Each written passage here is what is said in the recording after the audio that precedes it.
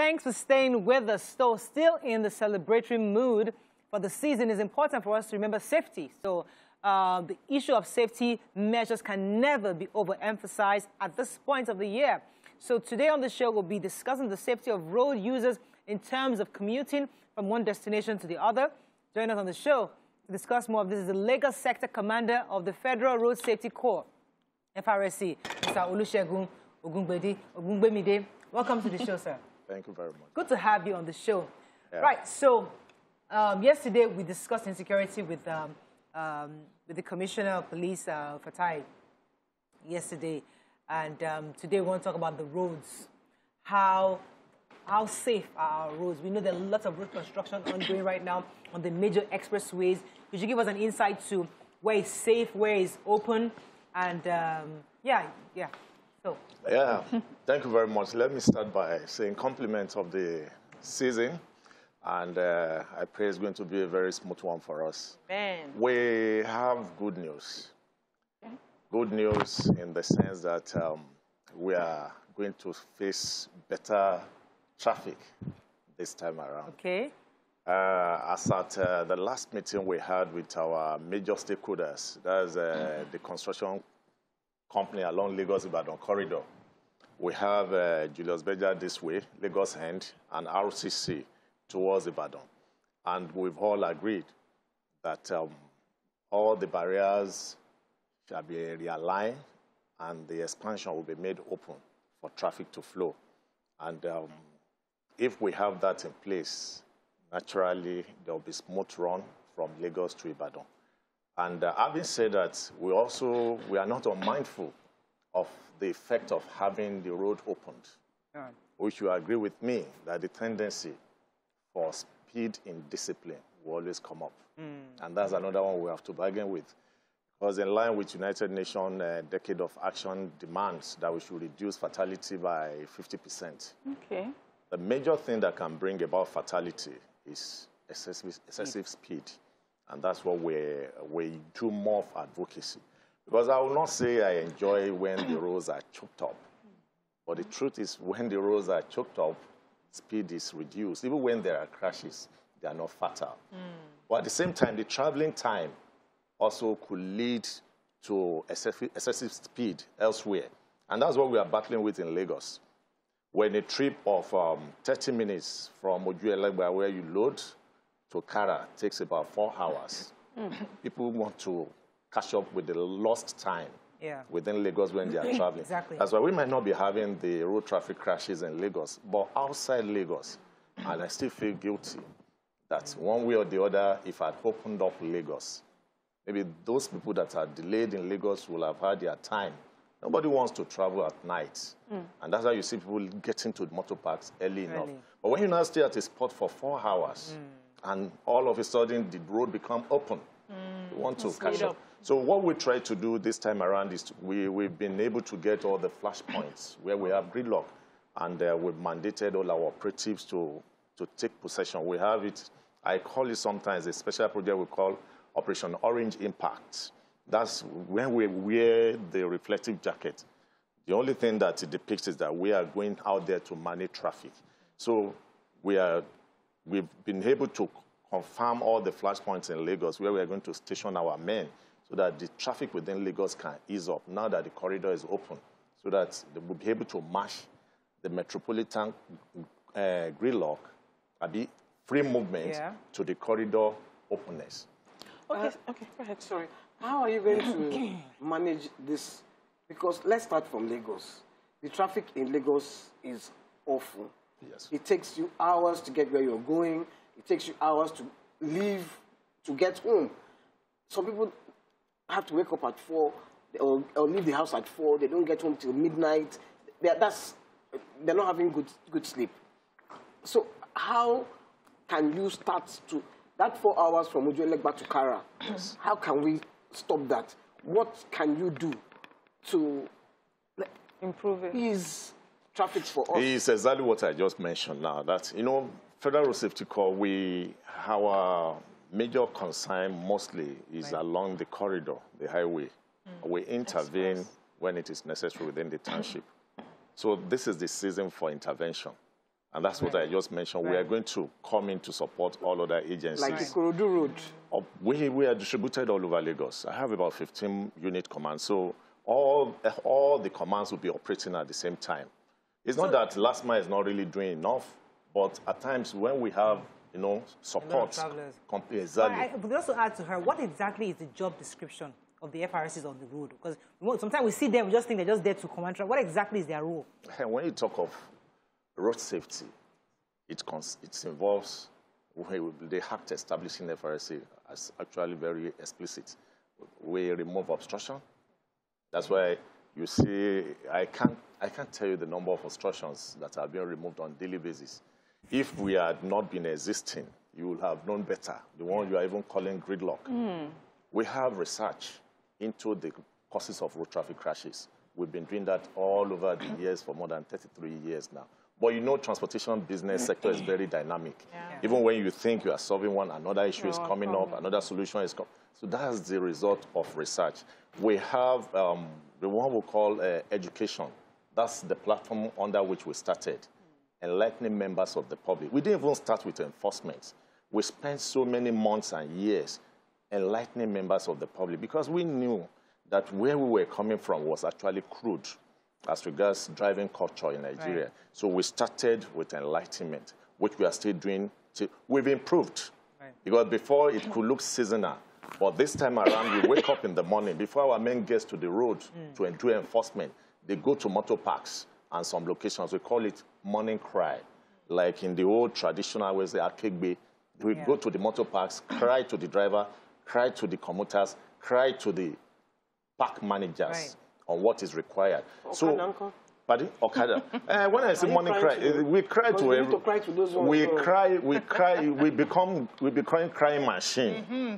But you might not really appreciate it if you know if this had not happened, what could have happened. Let me get a few more questions. Okay, sir. Help us understand what is expected from both passengers and drivers in accident prevention, especially in this. Okay, this season. I will look at it from 3 dimensions. The government, the operatives, that's the government, the security agencies and traffic managers, then the people. The government's responsibility is traffic management, construction of the road, which I just mentioned that we have achieved. All the Lagos-Ibadan corridor now opened, so that means the road is free. Ours is to play our own role, which I started from January. Public enlightenment, removal of obstruction, doing road survey to tell government that this area is bad, there are potholes here, please mend it for people to move, and enforcement. And my enforcement involves obstruction removal and traffic management, rescue activities, and enforcement. But you appreciate me when I do traffic control. That's the one we see. When I do remove obstruction, you see it. Yeah. When I rescue someone at accident scene, you see it. You give me kudos. Yes. But on your way back, if I try to arrest you for an infraction, we don't get upset. You get angry. So we love infraction, but we don't love enforcement. And that's a major problem we are battling with now. We love the Western world, which what happens there, because there's decency, there's everything there that goes. But here, we don't, someone just told me yesterday, I want a driver's license within 1 week when I get to US. I said, get it in US. Because you believe everything goes here. And that is the major problem we are having. So having taken care of the 2 sides, government and my men, because we deployed more than 1,200 operatives that will run shifts. Special marshals are there. I have about 29 patrol vehicles that work. I have 2 trucks, about 5 of them that will be operating. And I have motorbike, like we introduced recently, that's quick response rescue units. That instead of 15 minutes getting to crash scene, under 5 minutes we'll get there. And we have our national community post-crash rescue initiative. That means that artisan that you see by the roadside is already trained on how to give first aid. And at the same time, as he's going there, he's also calling us to come over. Amazing. So even when we're in the midst of gridlock, motorbikes can meander and get to the scene. That's the essence of that rescue unit. But we don't want it to get there. And that's why we are pleading with members of the public that dead bodies, that carcass, it affects me. When I get home, I want to eat, and I remember I just passed passes some flesh, air here and there. So the only way for us to avoid this is to operate within this season. The road is dangerous. So many hazards all over. That man leaving his house in the morning, you don't know his psychological setting.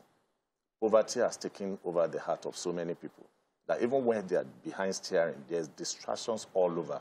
He's thinking, he's not looking at, he's looking at the road, but he's not seeing the road. Yeah. And you look at him, you think, how come we have head-on collision? Is he not seeing me? He's not seeing you. Please, if you are driving this period, don't just look at the vehicle as a body. Look at the screen. What is happening inside. Wow. You'll be so surprised that a truck, an articulated driver, is not looking at the road. He's either picking something down and he's driving. Yes. You'll be so surprised that that woman that is making call, I've said this severally, I'm talking now, you are not imagining me. You are listening to me. I'm with you. But if I'm to be talking to you on phone, you imagine me.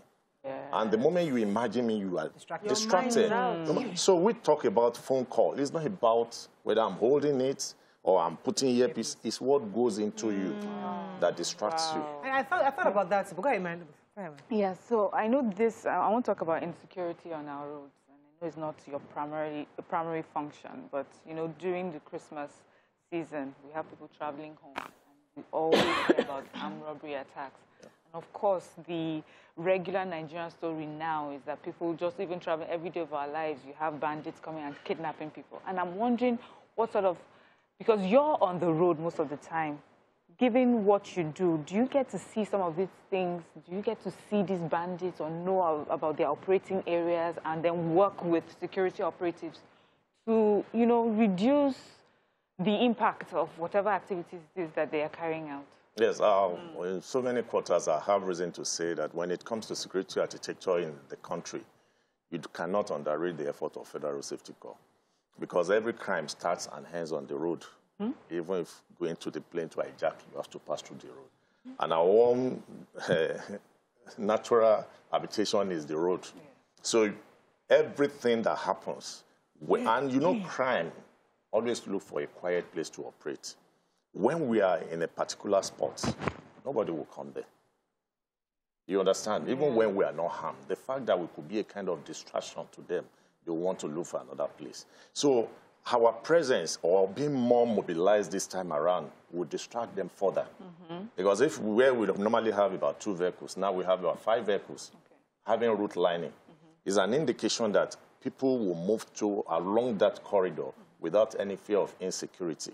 And you also agree with me that this time around, the massive movement on the road will increase. Yes. And it's very suicidal for anybody to look at the way vehicles are falling on the road, like bumper to bumper, you want to come and strike. It's very rare. They always look for, that's why mostly people that are being kidnapped these days are those that travel at night. That's why you recall our theme for this year is that we should avoid night traveling, in as much as we cannot stop it. But we know that the insecurity is more. The visibility is less, is low, and that's why we are giving that advice to members of the public that I see you, see me, I see you. And the security agencies too, they have upped their games. They are out there. So as regards insecurity, I think to some extent, on the highway, is going to be well reduced this season.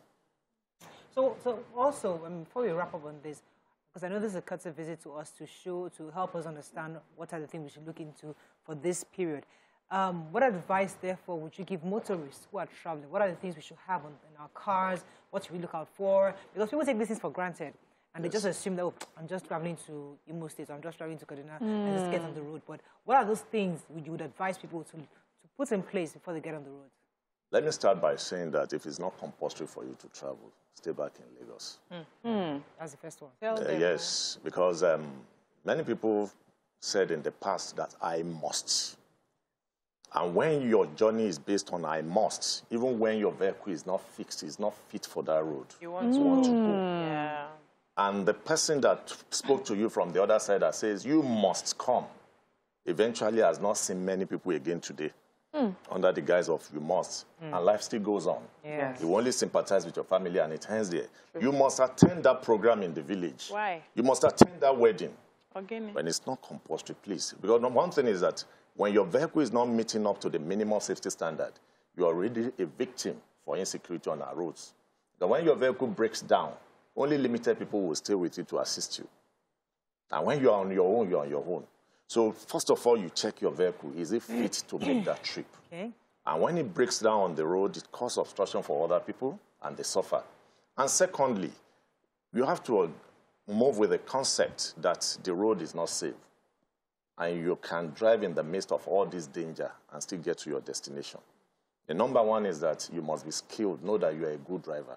Because this time around, we are going to have all comers, the bad, the good, and the ugly on the road. Someone that just learn at the background, at the backyard, and what have you, you see them. Somebody that has only been driving within Lagos. For the first time, he wants to take that new car home. To the east. He has not known how to manage bend and what have you. You are going to encounter them. So what you do is that you must be guided by that principle of defensive driving. One, be skilled. Know your worth. Secondly, have good foresight.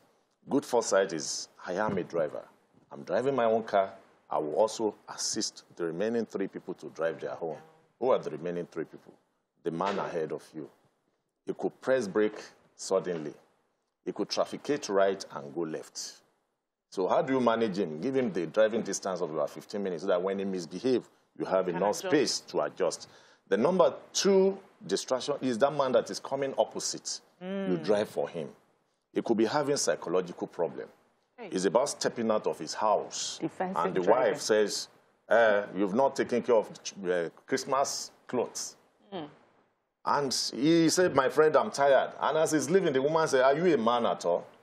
Throughout his trip, he will be remembering the message passed to him. Learn now. And while he's going, that's why women, it's all of us, not just women, even the children.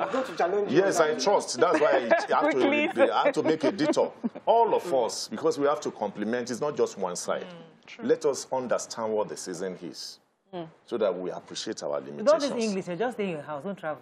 Because you have to appreciate what people. You just said that some people have to travel. Is it compulsory? No. So if they still have to travel, many have gone. You know, Ekesin. There's one luxury bus, and many have gone. The meaning is the levy didn't come back, and life goes on. And those that say you must come, where are they today? They can only give limited time to your family. After a while, they leave them. They're on their own. And secondly, that man that is coming behind you, you look at your inner mirror. I don't know how people drive without side mirror and inner mirror. I wonder, on 3rd Milan Bridge, I see buses, people sit innocently, no side mirror, no inner mirror. How will you drive without knowing what is happening at the rear? I don't know. I don't get it either. I don't know what. Even when my driver is driving, I'm watching what is. Before he turns right, I'm looking at his eyes. Where are you looking? Are you looking at the mirror? Thank you very much. I'm watching his eyes, and I know you do not look at that mirror. You said something that is very important that is good for commuters this time around. The inner mirror. To look what? To look at the face of the driver. You agree with me that 90% of drivers struggle with sleep. Yes. And you can only notice that from the inner mirror. Because you just see the man will just be blinking his eyes and be... But the unfortunate thing is that we are going to Ibadan. The moment we move from Kara, look at the other passengers around sleeping. you. Sleeping. Hey. Many people get to heaven without feeling pains of death. Is that not Because they will just die, bam. From their sleep, they go. And you have to one trick my brother always told me that if you're in the bus, make sure the person sitting with the driver is somebody who is very lively and talk, because you need. So when we go on a road trip, just the most lively person sits in front, with the driver, and be gisting. That's your private car.